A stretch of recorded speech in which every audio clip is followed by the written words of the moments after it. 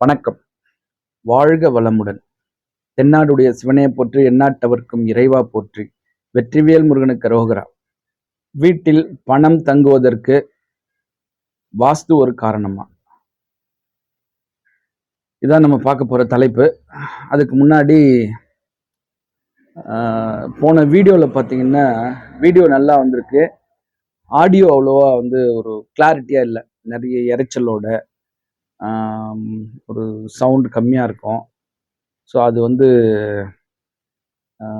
Video record பண்ணும்போது நமக்கு ஒன்றும் தெரியல.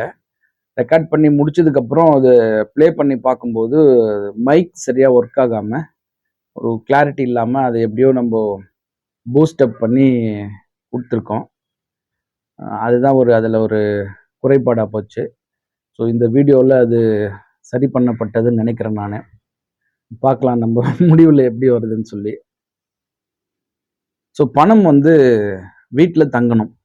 நான் நிறைய சம்பாதிக்கிறேன், ஆனால் என் கையில் பணம் நிற்க மாட்டேங்குது, பணம் சேர மாட்டேங்குது அப்படின்னு சொல்கிறவங்களுக்கெல்லாம் இந்த பதிவு ஒரு ஒரு உபயோகமான பதிவாக இருக்கும் நான் நம்புகிறேன். காரணம் என்னென்னா, நான் பார்க்குற வீடு, சந்திக்கக்கூடிய மனிதர்கள்லாம் நான் நிறைய சம்பாதிக்கிறேன் சார், ஆனால் எனக்கு பணம் வீட்டில் நிற்க மாட்டேங்குது, தங்க மாட்டேங்குது, செலவாகிட்டே இருக்கு, இதுக்கு வீடு காரணமா அப்படின்னு சொல்லி நிறைய பேர் கேட்டுட்டு இருக்காங்க. ஸோ நிச்சயமா அது வீடு காரணம் தான் நான் சொல்லுவேன். என்னன்னா, அதாவது பணம் வருது, அது கையில தங்க மாட்டேங்குது. பணம் வருதுனால அது நல்ல வீடு. அது கையில தங்க மாட்டேங்குதுன்னா அதுல ஏதோ பிரச்சனைகள் இருக்கு. அதை நம்ம சரி பண்ணோம்னா சரியாயிடும். ஸோ இப்போ அதாவது வரவு அப்படின்னு நம்ம எடுத்துக்கணும்லே நம்ம நிறைய வீடியோ பதிவுல சொல்லியிருப்போம். அது வரவு என்றாலே அது வடகிழக்கு சம்பந்தப்பட்டது. அப்போ உங்களுக்கு வருது, கையில தங்க மாட்டேங்குது அப்படின்னா, நம்ம ஒவ்வொரு பதிவிலும் சொல்லிட்டு இருக்கோம், வடகிழக்கு நீங்க ஒரு வாஸ்து பலம் உள்ள பகுதியா நீங்க மாத்தி அமைச்சுக்கும் போது உங்களுக்கு வர பணம் வீட்டுல தங்கும். இதை நீங்க அனுபவிச்சா தான் புரியும். நீங்க அதை செஞ்சு பாருங்க. வடகிழக்கு பகுதியை காலியா வச்சுக்கோங்க. வடகிழக்கு பகுதியில ஏதோ மரம் இல்லாம, வெயிட் இல்லாம, தேவையில்லாத பொருட்களை அங்க போய் வைக்காம, ரொம்ப நாள் நாள்பட்ட பொருள் அங்க வச்சு, அது ஒரு மிகப்பெரிய நெகட்டிவிட்டி கிரியேட் பண்ணும். அதனால வடகிழக்கு பகுதியை சுத்தமா வச்சுங்க.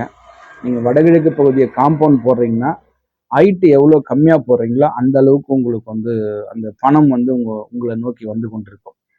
நீங்க ஹைட்டு தூக்கி காம்பவுண்ட் போட்டீங்கன்னா அதுவே ஒரு மிகப்பெரிய ஒரு பண சிக்கலை உண்டு பண்ணும்.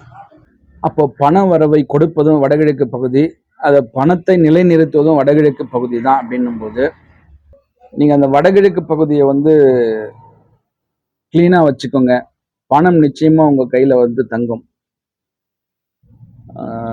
பாத்தீங்கன்னா ஒரு நண்பர் அன்பரசன் சொல்லிட்டு ஒருத்தர் கூப்பிடுறாரு. ஐயா, எனக்கு பணம் கையிலே தங்க மாட்டேங்குது, நான் நிலத்திலே வீடு கட்டிட்டு இருக்கேன், ஒரு கொட்டா போட்டிருக்கேன், எவ்வளவு நிலங்குதுன்னா எனக்கு 1.5 ஏக்கர் நிலங்குதுன்றாரு. நான் பூ வியாபாரம் பண்றேன், அதாவது பூ பயிர் வச்சு அந்த பூ பறிச்சு எடுத்துன்னு போயிட்டு மார்க்கெட்ல கொடுக்குறேன். இருந்தாலும் எனக்கு நான் வேற ஒரு கம்பெனில ஒரு சூப்பர்வைசரா போறதுக்கு ட்ரை பண்ணிட்டு இருக்கேன் அப்படின்லாம் சொல்றாப்புல. இப்போ அந்த நண்பருக்கு நம்ம என்ன கேட்டோம்னா, நீங்க நிலத்துல வீடு கட்டிட்டு இருக்கீங்கன்னா மொத்த இடத்தோட வடகிழக்கு பகுதியில வீடு இருக்கா அப்படின்னா, ஆமா அங்கதான் இருக்கு அப்படின்றாரு. ஸோ இதுதான் காரணம். அப்போ உங்களுக்கு பணம் வரணும், பணம் தங்கணும் அப்படின்னா வடகிழக்கு பகுதியை எப்பவுமே நம்ம ஃப்ரீ பண்ணி வச்சுக்கணும். அங்க வெயிட் இருக்கக்கூடாது. நம்ம வீடு இருந்தாலும் அது வெயிட் தானே. ஒரு மொத்த இடத்தோட வடகிழக்கு பகுதியில வீடு கட்டி இருந்தா அப்புறம் எப்படி அவங்களுக்கு பணம் சேரும், கையில தங்கும்? ஸோ இதுதான் நிதர்சனமான உண்மை. நீங்க வடகிழக்கு பகுதியை ஃப்ரீ பண்ணி வச்சுக்கோங்க, அங்க வீடு கட்டாதீங்க. வீடு கட்ட வேண்டிய இடம்னு பார்த்தீங்கன்னா தென்மேற்கு பகுதியில வீடு கட்டுங்க. அது எனக்கு போறதுக்கு வரத்துக்கு வழி இல்லைன்னா நம்ம சொல்லக்கூடாது. நம்ம நிலம் தானே, போறதுக்கு நம்மள கொஞ்சம் வழி ஒதுக்கி விட்டுக்க வேண்டியதுதான். உங்களுக்கு பணம் வேணும்னா அந்த வடகிழக்கு பகுதியை காலியா வச்சு, முடிஞ்சா அங்க ஒரு ஒரு கிணறு வெட்டுங்க, இல்லைன்னா போர் போடுங்க, இல்லைன்னா ஒரு தண்ணி தொட்டி கட்டி விடுங்க. அப்படி முடியாத பட்சத்துல வடகிழக்குல ஒரு சின்ன பள்ளமாவது ஏற்படுத்துங்க. உங்களுக்கு வந்து அது ஒரு பணத்தை ஈர்க்கக்கூடிய ஒரு வழியா இருக்கும். ஒரு நண்பர் வந்து ரொம்ப நாளா பேசிட்டு இருந்தாரு. சார், கொஞ்சம் நிறைய பணம் வந்து வராம நிக்குது. எனக்கு வர வேண்டிய பணம் ஏதாவது ஒரு வழி சொல்லுங்க அப்படின்றாரு. அப்ப அவங்க வீட்ல வந்து வடக்கு, கிழக்கு நிறைய காலி இடம் இருக்கு. அங்க என்ன பண்ணி வச்சிருக்கீங்கன்னா, நிறைய தேவையில்லாத பொருட்கள்லாம் போட்டு வச்சிருக்கோம் அப்படின்னாரு. அந்த பொருள் எல்லாம் எடுத்து தேவையில்லாத பொருள்னு சொல்றீங்கல்ல, அப்புறம் ஏன் அங்க வச்சிருக்கீங்க? அது எல்லாத்தையும் காலி பண்ணுங்க.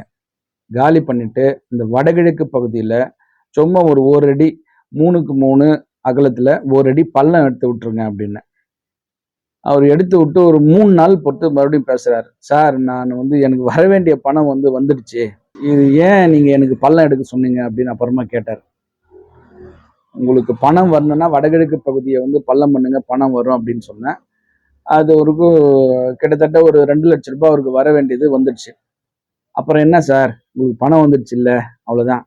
அந்த வடகிழக்கு பகுதியை நம்ம வந்து பள்ளம் பண்ணும்போது நிச்சயமா அந்த நமக்கு வர வேண்டிய தடை வந்து விலகும்.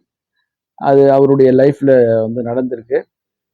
இவர் வந்து திருநெல்வேலிக்காரரு, ஒரு முஸ்லிம் சமுதாயத்தை சேர்ந்தவர். ஸோ அந்த மாதிரி நீங்க வடகிழக்கு பகுதியை வந்து நீங்க வந்து பர்ஃபெக்டா வச்சுக்கும் போது உங்களுக்கு நிச்சயமா வந்து பணம் வரும். வந்த பணமும் உங்களுக்கு வந்து சேவிங்கா மாறும். வடகிழக்கு பகுதியை வந்து தெளிவா வச்சு பாருங்க, நிச்சயமா உங்களுக்கும் பணம் வரும். மீண்டும் ஒரு நல்ல வாஸ்து தகவலோடு சந்திக்கின்றேன்.